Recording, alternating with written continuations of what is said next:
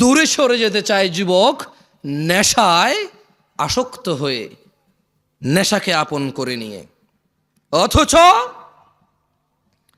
মুসলমানের সন্তান জুমআ পড়ে, খুতবা শোনে, ওয়াজে আসে, মক্তবে পড়েছে, মাদ্রাসায় পড়েছে, ওর পরিবারের কেউ না কেউ মাদ্রাসায় পড়েছে, ও ওয়াজ শুনে ইউটিউবে, তারপরেও সে ইসলামের বিধিবিধান সম্পর্কে গাফেল ও বেপরোয়া। অথচ ইসলাম মানুষকে নেশা গ্রহণ, মাদক সেবন হতে সম্পূর্ণ নিষেধ করে। মানুষকে ধ্বংস ও করুণ পরিণতি হতে রক্ষা করার জন্য ইসলামী অনুশাসন মেনে চলার কোনো বিকল্প নেই যুবক ভাইয়েরা। তাই আমাদের জানতে হবে ইসলাম মাদক সম্পর্কে কি কি দিক নির্দেশনা দিয়েছে। কি ঠিক কিনা বলতেছেন না যে কি খারাপ লাগতেছে? তা 2-3 বার জিজ্ঞেস করে নি, বলেন, তাহলে ঠান্ডা হয়ে যাবেন। বলবেন যে এত কষ্ট করে ওনার লাগে বসে আছি, উনি একটা বারও ঠিক কিনা করলো না, ঠিক বলতে পারলাম না। আজকে তো ওয়াজ যে ঠিক হয়েছে স্বীকৃতি দিতে পারলাম না, সার্টিফিকেট দিতে পারলাম না, ঠিক কিনা? ভালো হয়েছে, ঠিক আছে, আর ভালো লাগবে না। লা ইলাহা ইল্লাল্লাহ। দই জমান ভাই, মানুষ জমায়েন না, ওয়াজ জমায়েন না, ওয়াজরে জমতে দিয়ে না, জমে গেলে তো বসে যাবে, শেষ। আমি চাই ওয়াজ না জমুক, ওয়াল্লাহ আমি চাই শ্রোতা না জমুক, ওয়াজ না জমুক। আমি চাই আল্লাহর এই পৃথিবীতে কত নবী রাসূল প্রেরণ করেছে, যাদের উম্মত খুবই অল্প সংখ্যক, কিন্তু তারা অসফল নয়। অ্যাজ এ নবী এবং অ্যাজ এ রাসূল আলাইহিমুসসালাম আজমাইন, তারা অসফল নয়। আমি জামশেদ মজুমদার কখন এটা বিশ্বাস করি না এত বড় প্যান্ডেলে এত মানুষ থাকলেই কল্যাণ। আমি বিশ্বাস করি man to man, eye to eye, একজনের সামনে বসে আছি, কথা বলতেছি, ও কানেক্ট হয়েছে, ও বুঝতেছে আমি কি বলছি, ও মেনে নেওয়ার পক্ষে উদ্বুদ্ধ হয়েছে এবং চেষ্টা করতেছে মেনে নেওয়ার জন্য। আমার কাছে এইরকম এত পরিমাণ শ্রোতার চাইতে ওই একজন অনেক বেশি মূল্যবান, যে নিজেকে সংশোধন করার জন্য শুনে। যে সংস্কৃতি মাহফিল একটা বাৎসরিক সংস্কৃতি আদায় করতে আসে না, যে দিন শিখতে আসে, সে আমার কাছে বেশি মূল্যবান। যাই হোক, ইসলাম মাদক সম্পর্কে আমাদের যে দিক নির্দেশনা দেয় তা সম্পর্কে জানা অত্যন্ত জরুরি। আপনার কি মাইকটা কি আবার চেঞ্জ করছেন সাউন্ড?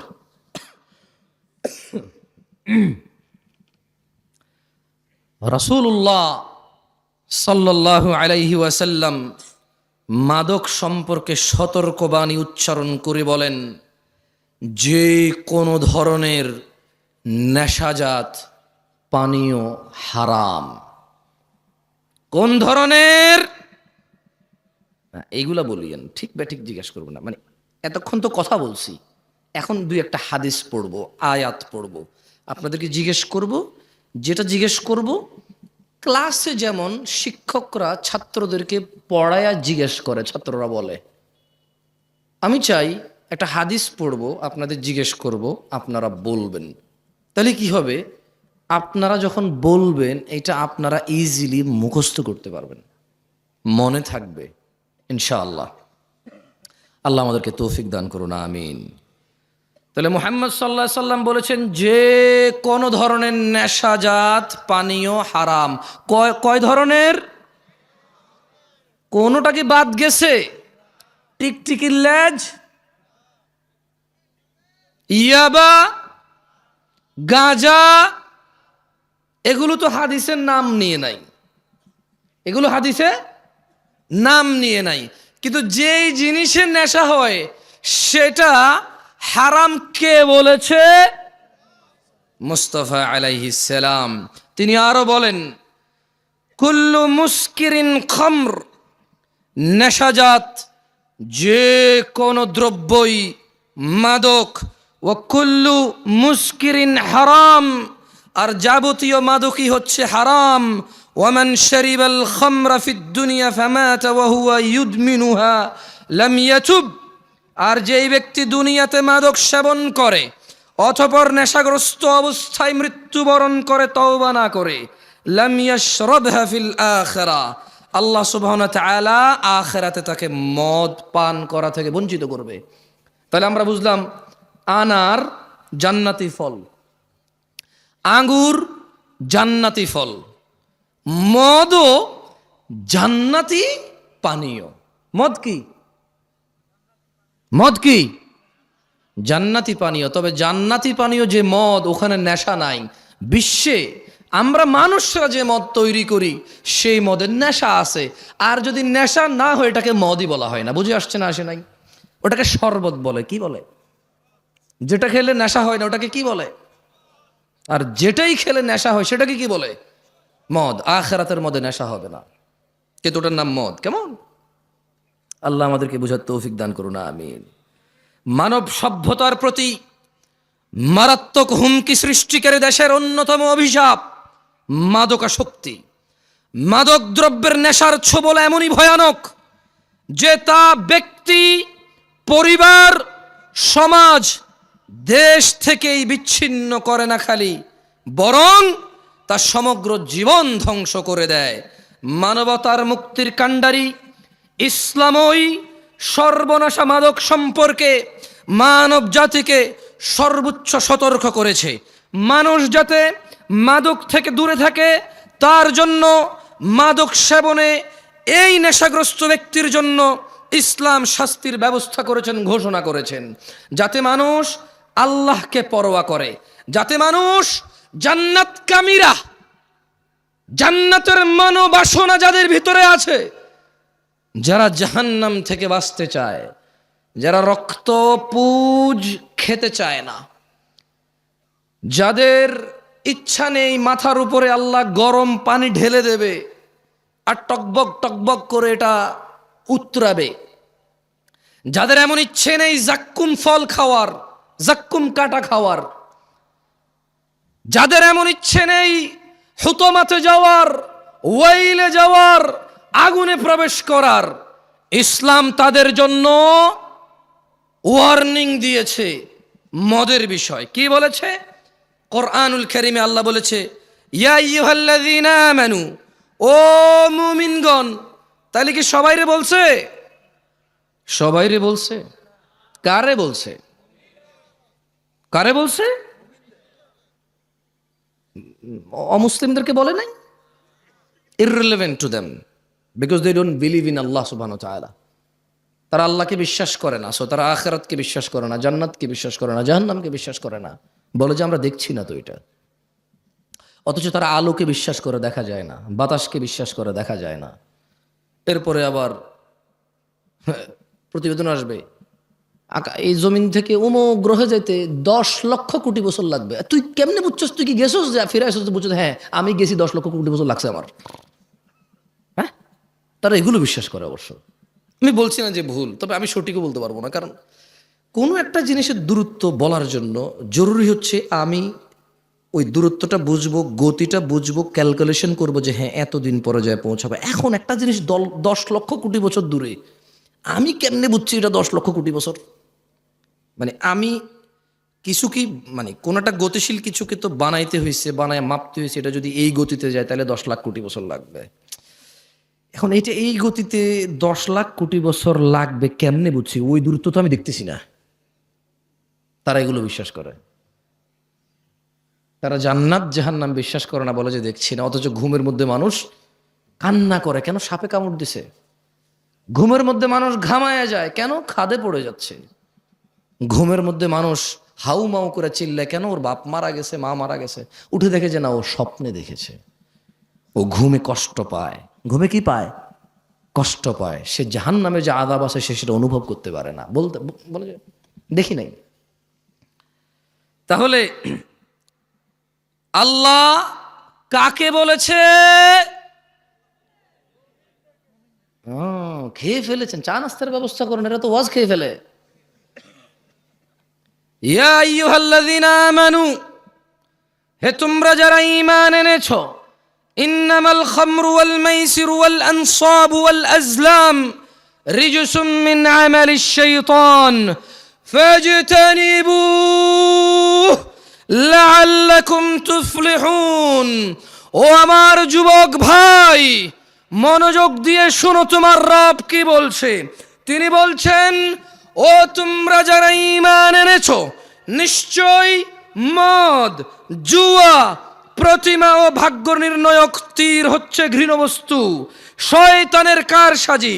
সুতরাং তোমরা এইসব বর্জন করো। কেন বর্জন করবে? লাআল্লাকুম তুফলিহুন, লাআল্লাকুম তুফলিহুন। মদ ছেড়ে দাও, লাআল্লাকুম তুফলিহুন। জুয়া ছেড়ে দাও, লাআল্লাকুম তুফলিহুন, যাতে তোমরা সফল হও, বিজয়ী হও।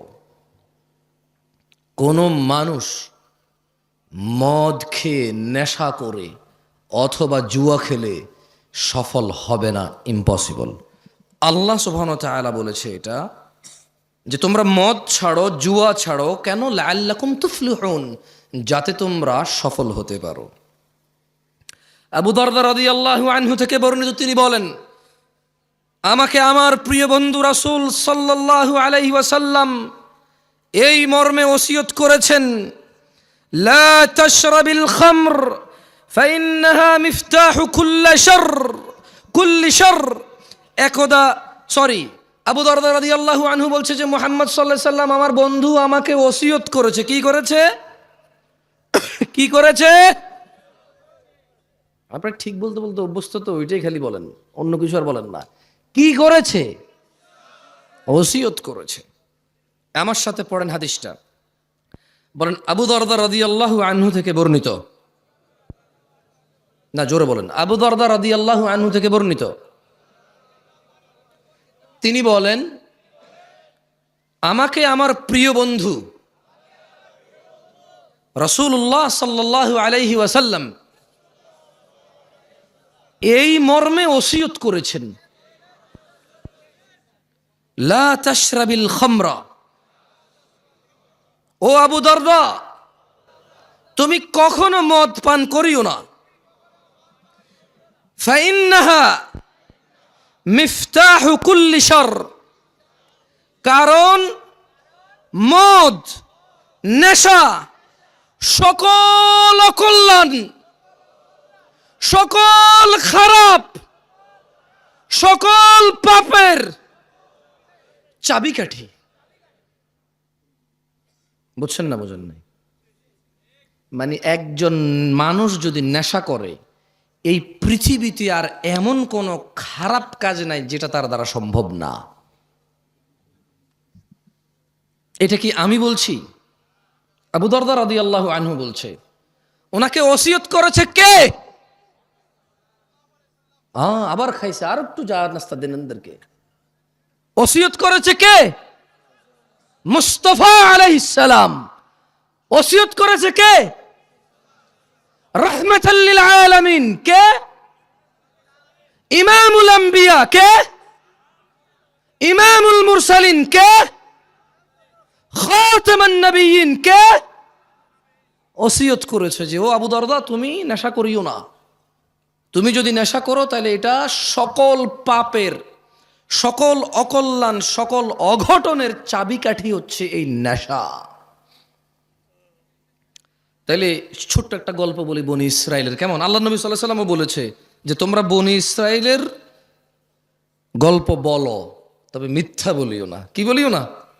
মানে বানায় বানায় বলিও না। তাহলে আমি কি ছোট্ট একটা বনি ইসরাইলের গল্প বলবো? আপনাদের কষ্ট হয়ে যাচ্ছে, আমি বক্তব্য ছেড়ে দেবো ইনশাল্লাহ 2-1 মিনিটের মধ্যে। আপনি না করলেই বলি, আর কত মানুষ কষ্ট পাইতেছে। আপনি চালান, আমি পারবো না এত বেশি চালাইতে। বেশি চালাইলে ব্রেক ধরবে না, পরে ডাইরেক্ট 120 গতিতে মারলে 30-40 পিছিয়ে এসে মেরে দিবে গাড়ি। একদা বনি ইসরাইলের জৈনিক রাষ্ট্রপতি, মানে একজন সরকার প্রধান বা রাজা, ওর যুগের, মানে ওই রাজা তার সময়ে একজন আবেদ, বুজুর্গ মানে বুঝেন, নেককার মানুষ। কি মানুষ? নেককার মানুষ। তো ওই রাষ্ট্রপতি ওর যুগের একজন নেককার মানুষকে 4টি কাজের যে কোনো একটি কাজ করতেই হবে বাধ্য করেছে, যদি না করে ওকে হত্যা করবে। তাহলে বনি ইসরায়েলের একজন রাষ্ট্রপতি একজন বুজুর্গ নেককার মানুষকে কয়টি কাজ করতে বলছে? না, এই যে খেয়ে ফেলছেন। 4টির যে কোনো একটি, মানে করতেই হবে, 4টির যে কোনো একটি হলেও করতে হবে, তো তাকে